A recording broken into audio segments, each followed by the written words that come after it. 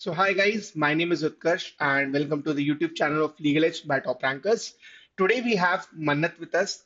Mannat has got rank 62 both in CLAT and ALET examination 2025.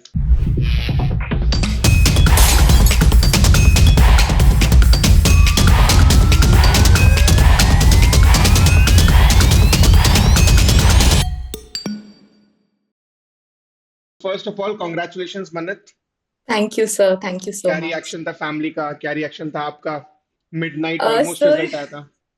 उनको लगा मैं उल्लू बना रही हूँ तो then finally I showed them score card तो उनको यकीन हो गया। ऐसा क्यों हो रहा है कि जितने भी टॉपर्स से बात हुई है सबका यही रिएक्शन, सबके फैमिली का यही रिएक्शन था कि उन्हें यकीन नहीं हो रहा था कि हमारा बच्चा इतना अच्छा कैसे कर लिया। Yes I don't know. Initially तो आई वाज वेरी स्ट्रेस्ड क्योंकि जैसे ही रिजल्ट की इमीडिएटली पता चला कि सुप्रीम कोर्ट में that's happening, PIL Delhi high court में वगैरह। हम्म, तो मेरे को ऐसे लग रहा था कि this is not real, result change हो जाएगा, कुछ हो हाँ, जाएगा, मतलब there will be an issue, but yeah luckily yeah my family is very shocked. Okay. Hmm. I remember कि अपनी बात भी हुई थी उसी एकदम रिजल्ट आया तो उसके 1 घंटे बाद ही आपने शायद मैसेज यस करा सर। कि क्या रैंक है, क्या स्कोर है। हाँ, यस तो सर। थोड़ा सा टाइम तो था वो। ओके, देन खुद को क्या फीलिंग आई, क्या लग रहा था? सर खुद को तो आई हैड डिसाइडेड इनिशियली कि मैं रिजल्ट नहीं चेक करूंगी हाँ। क्योंकि मैं एलेट का रिवीजन कर रही थी and I was very very stressed about AILET. Hmm. तो मुझे लगा अगर अच्छा रिजल्ट नहीं होगा तो फालतू में एक और पेपर बर्बाद कर देंगे, तो I decided not to check it and then फिर इम्पल्सिव हो गई मैं और मैंने कर लिया चेक। फिर मुझे तो याद आया ठीक है, कि इट मैंने भी गेव मी अ थोड़ा सा धक्का मारा कॉन्फिडेंस। था। Yes it gave me a confidence boost for AILET. हाँ। तो ओके। तो जब क्लैट का रिजल्ट देखा होगा तो डेफिनेटली वो कॉन्फिडेंस रहा होगा कि एक यस एग्जाम में तो हमने अच्छा किया, वो एक अच्छी सर, बात थी। एग्जाम एक्चुअली पेपर काफी अनएक्सपेक्टेड था एंड क्योंकि पेपर वाज इजी तो I was expecting heavy rank inflation. तो when I got out of the paper I was just like कि भगवान 500 के नीचे दे दो मैं खुश हो जाऊंगी, हाई एक्सपेक्टेशंस नहीं है मेरी, बट लकीली आ गया मेरा ठीक से। हाँ। ओके, तो एग्जाम टाइम पे ये था कि पेपर इजी है, और क्या यस चल रहा था, क्या माइंडसेट था एग्जाम के टाइम पे? बिकॉज जनरली वो होता है ना, अपन बात करते हैं कि you have to be calm, you have to compose, but वो 2 घंटे में क्या दिमाग में चल रहा होता है? Even starting from the time जो अपन एग्जाम सेंटर की तरफ जाते हैं, तो पहले तो यस पेरेंट्स साथ में रहते हैं, फिर जब वो डॉक्यूमेंट्स वगैरह चेक करते हैं से अपन अंदर जाते हैं, तब क्या यस चलता है दिमाग में? सर दिमाग में आई वाज जस्ट, हर्ष सर ने एक बात बोली थी हम्म। लास्ट मोमेंट टिप्स पे कि उन्होंने बोला कि 1:30 बजे तक तुम लोग सेंटर में होगे, बैठे बैठे होगे हॉल में, 10 मिनट देना अपने आप को and go over all the mistakes that you make in मॉक्स जो तुम्हें पता है, एंड एक स्ट्रैटेजी डिवाइस करो कि पेपर जैसा भी आएगा तुम क्या स्ट्रैटेजी फॉलो करोगे।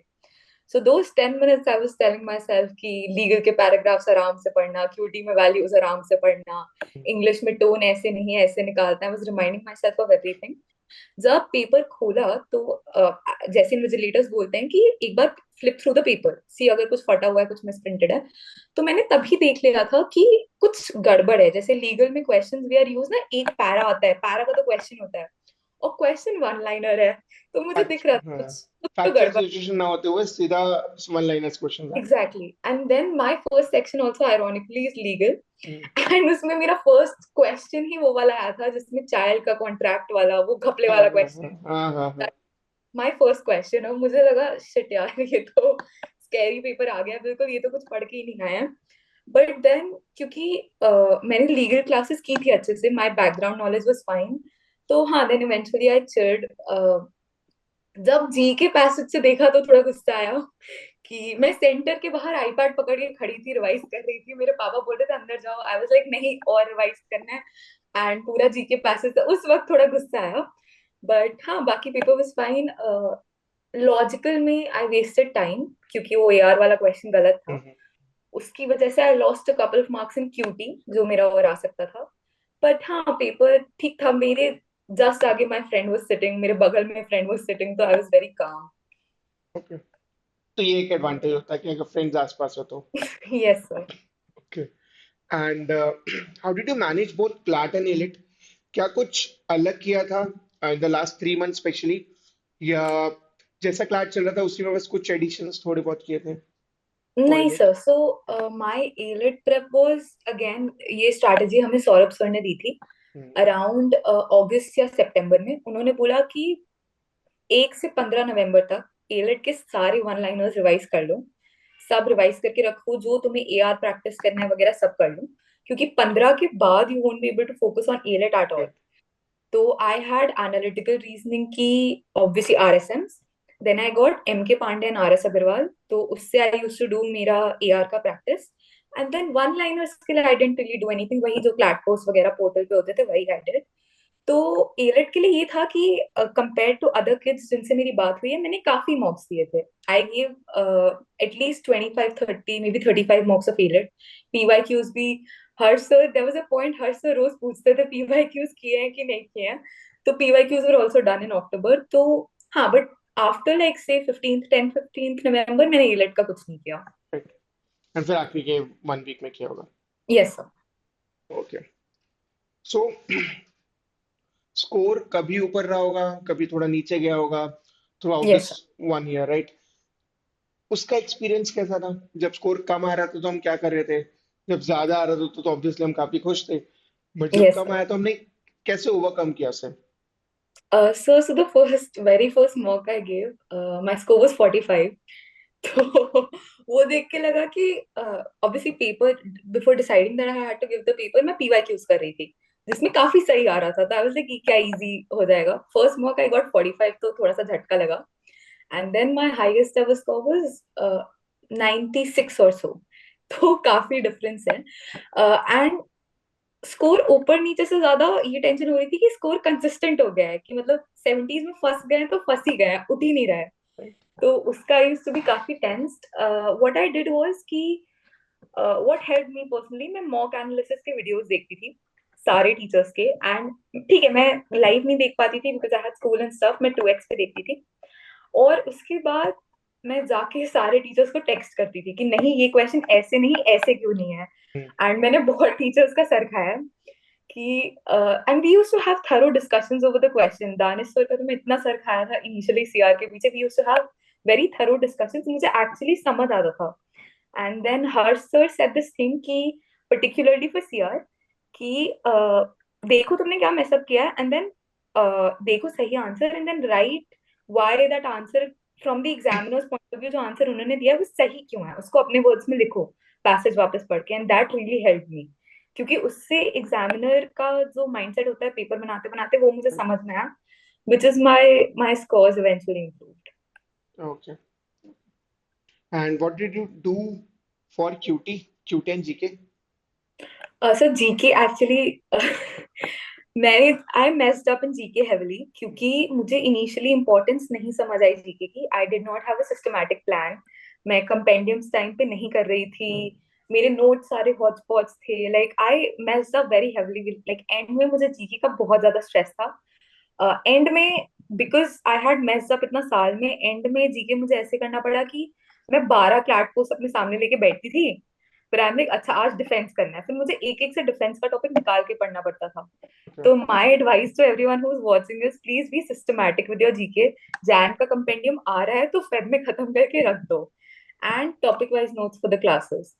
क्यूटी के लिए QT didn't really bother me, क्योंकि 8th और 10th तक की क्यूटी है, तो इसमें ऑलरेडी मेरा काफी सॉलिड था। हाँ, ये किसी टीचर ने मुझे बोला था, I don't remember, but they said 2 DI अलग अलग टॉपिक के रोज करो।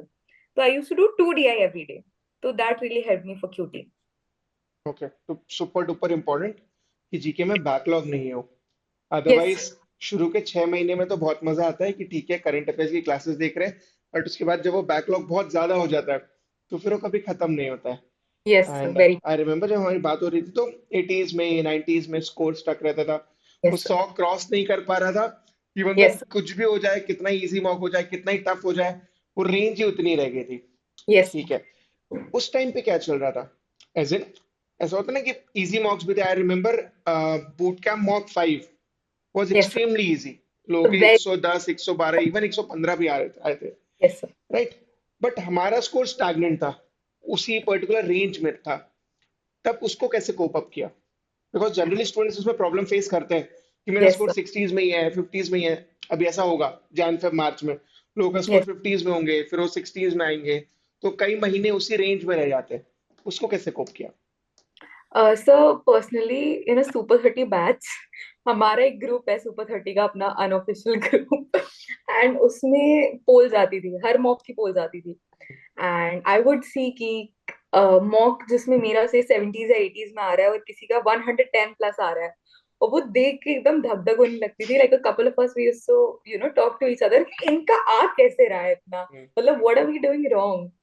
तो initially I migrated from the 70s to the 80s in अगस्त और सितंबर। तो उस वक्त तो बहुत खुशी थी कि चलो 70s से निकल गए। Then when I got stuck in the 80s, तब मुझे रियलाइज हुआ कि I was giving too much focus to mocks. If I would have given उतना फोकस टू सेक्शनल्स, अगर अलग अलग सेक्शन पे वर्क करके, तो स्कोर बढ़ाने का स्कोप है। And eventually, I spoke to seniors and stuff. They were like, mock score to a certain extent. मतलब फाइनल पेपर के दिन उसकी कोई वैल्यू नहीं है, पेपर कैसा भी आ सकता है and a lot of it depends on paper के दिन आप कितना मेंटली प्रिपेयर्ड हो to see to handle anything. तो mocks I was just, I think Vinayak ने एक वीडियो में बोला था कि हर मॉक को क्लैट की तरह दो एंड देन क्लैट को एक मॉक की तरह दो। तो this advice really resonated with me कि every mock I would get, because I am from Varanasi। Varanasi में एली का सेंटर नहीं है, तो I used to give mocks घर से, and क्योंकि I used to give mocks घर से, I used to do them in like an hour 40 minutes, an hour 50 minutes, and like बिना पंखे बिना एसी एकदम गर्मी में बैठे हैं कि कुछ कुछ टॉर्चर करे कि ऑफलाइन मॉक जैसा एनवायरनमेंट आए। तो eventually, yeah, I mock के stagnant scores की वजह से I realized the importance of sectionals, and then sectionals gave me confidence. Okay, तो सेक्शंस देना बहुत जरूरी है ताकि अपना yes, इवेंचुअली स्कोर भी बढ़े। yes. Any other tips for the next year aspirants, CLAT and at both? Sir, एक tip है, this is not particularly study related, but have people around you, because especially जो 12th में दे रहे होंगे, this is very crucial, have people around you जो आपको support करते हैं, भले if you have friends, if you have peers, siblings, parents, whatever, because uh, I used to have October, November में a lot of breakdowns, like, and I was not fortunate enough to have a study group like जो CLAT के साथ prepare कर रहे थे। I used to study with my friends who were prepping for JEE and NEET। उन्होंने ही मेरा GK quiz किया है, उन्होंने ही मेरा क्यूटी के फॉर्मूला क्विज किया, like everything has been done by those guys, and hanging out with them, like having just somebody, because moments of underconfidence you need somebody to tell you कि हो जाएगा, नहीं chill करो, हो जाएगा, you're doing enough, and the teachers did that obviously, but then you need somebody your age, like जिसको वो exact pressure समझ में आ रहा है कि क्या होने वाला है।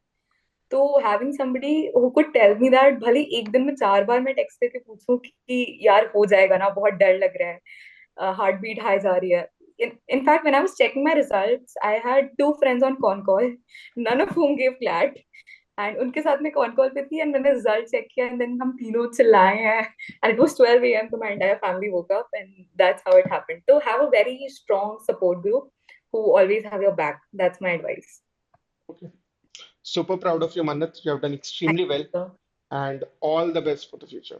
Thank you so much, sir. Thank you. Thank you, Mannat.